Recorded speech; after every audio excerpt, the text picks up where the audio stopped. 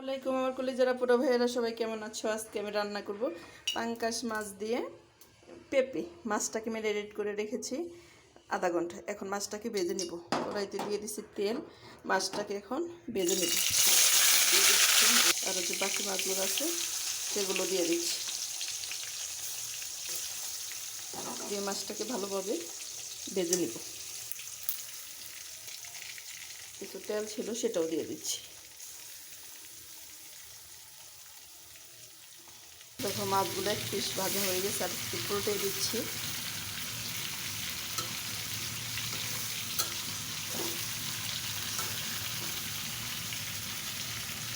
মাছগুলো খেয়ে নিচ্ছি।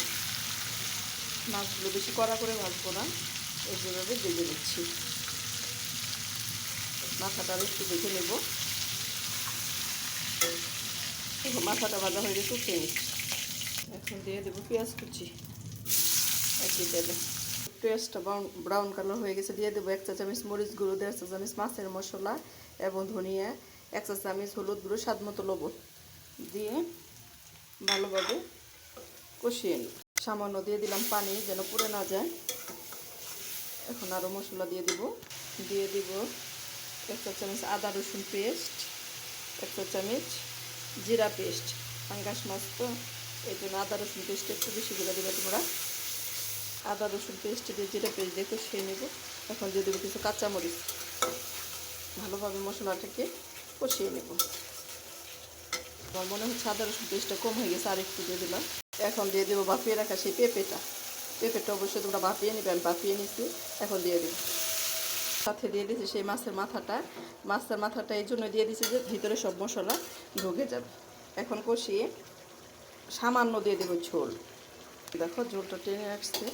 এখন দিয়ে দেবো মাছগুলো, আর একটু হবে। আমি এটাতে শুকনা ঝোল রাখবো, পাঙ্গাস মাছ তো এর জন্য বেশি ঝোল রাখবো না, মাখা ঝোল। তোমরা চাইলে একবার এইভাবে পেঁপে দিয়ে বড় পাঙ্গাস মাছ রান্না করে দেখতে পারো। আর একটু হবে। দেখো তো কেমন হলো আমার পাঙ্গাস মাছ দিয়ে পেঁপে রান্না। প্রায় রান্নাটা হয়ে গেছে। তোমরা চাইলে একবার হলো এভাবে রান্নাটা করে দেখো।